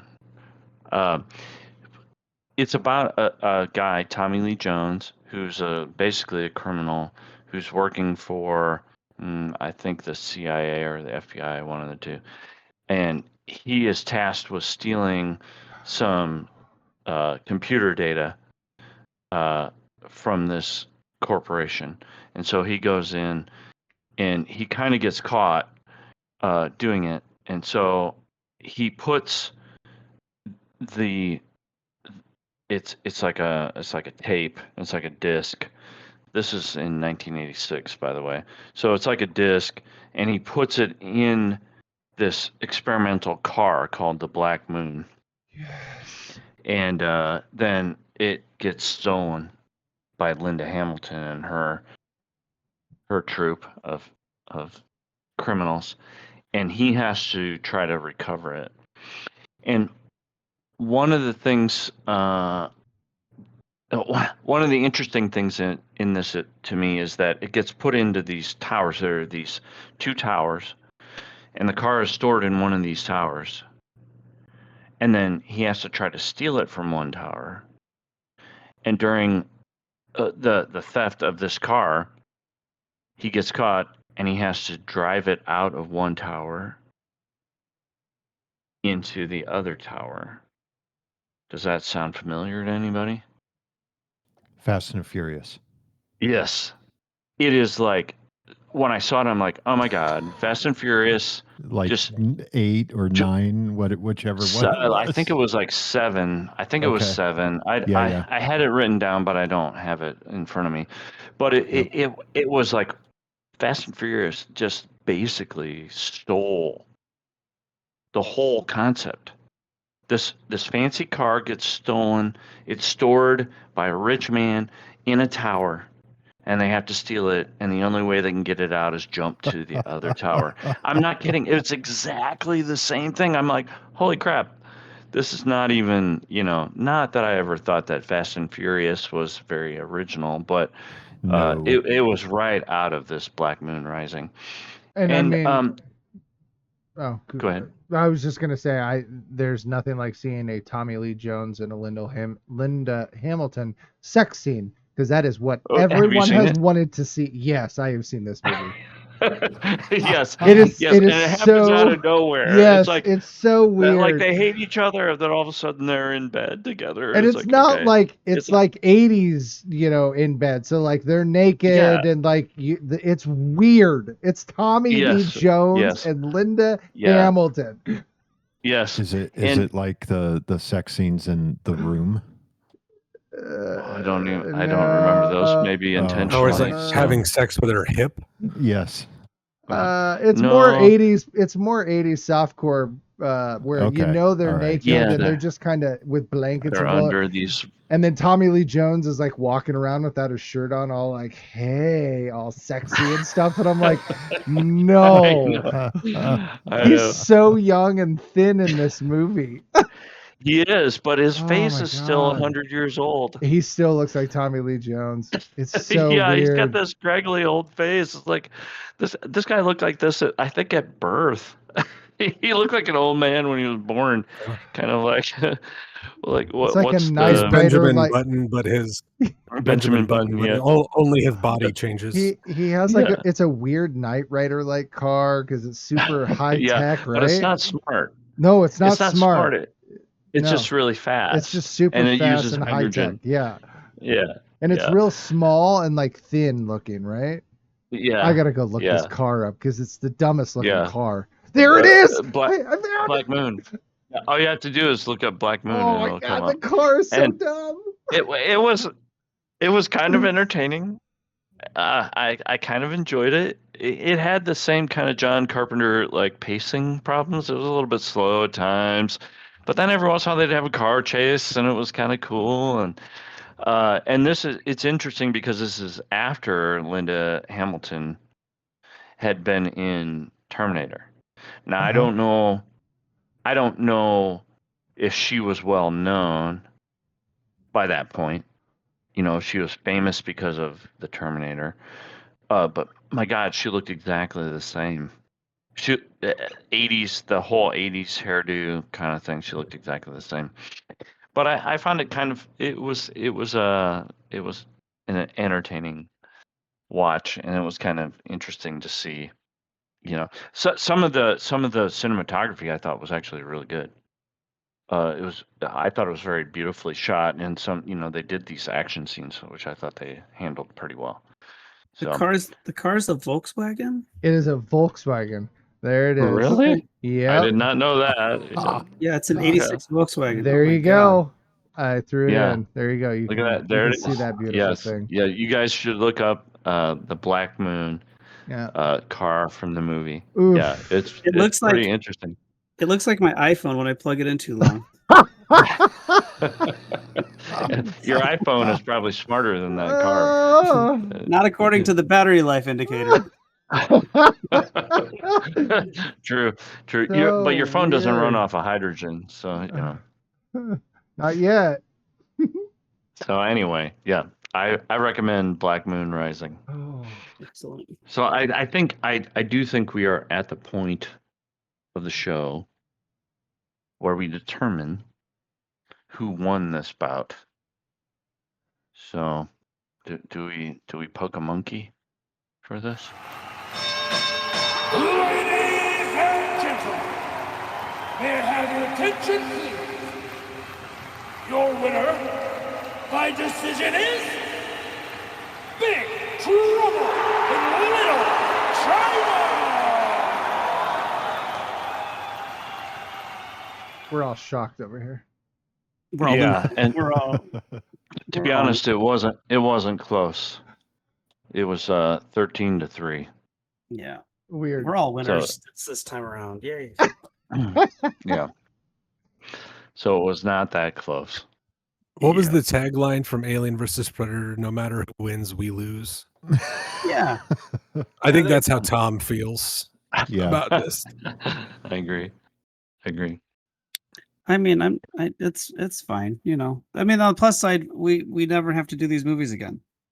So That's true. And another small tidbit of trivia is that I recommended They Live in episode 139 a few years ago. you Yeah. bastard. I know. That's how bad my taste is. You- I actually you- recommended it. I almost recommended it last month too. You know, when we call you an ignorant slut, we're just joking. You don't have to keep proving it. Right. I know. I'm proud of being an ignorant slut. So Clearly. but more the slut part than the ignorant part. But Hey, you know what? my. They're not mutually Oh. exclusive. oh, they're not mutually exclusive. Let's just say that. Yeah. Yeah, you So- can be promiscuous and stupid. Yeah. It's true. Yes, I prefer to be both. All right, Cinesmacketeers, we would appreciate it if you could leave us a review on whatever podcasting service you use. It helps us reach new listeners. If you like us, tell your friends. If you hate us, tell your enemies. I have a feeling a lot of enemies are going to be hearing from us. You can contact us at cinesmack@gmail.com. Follow us on Twitter and Facebook. Just search Cinesmack. In August, we go all post-apocalyptic with Kevin Costner, pitting Waterworld against The Postman. For Kyle, Mike, Andrew, Tom, and myself, thanks for listening, and go catch a flick. And before we leave, I just want to say our hearts go out to our friend and former panelist, Nick Strickland, and his family in these trying times. We're thinking about you. No, I did not assassinate Kennedy.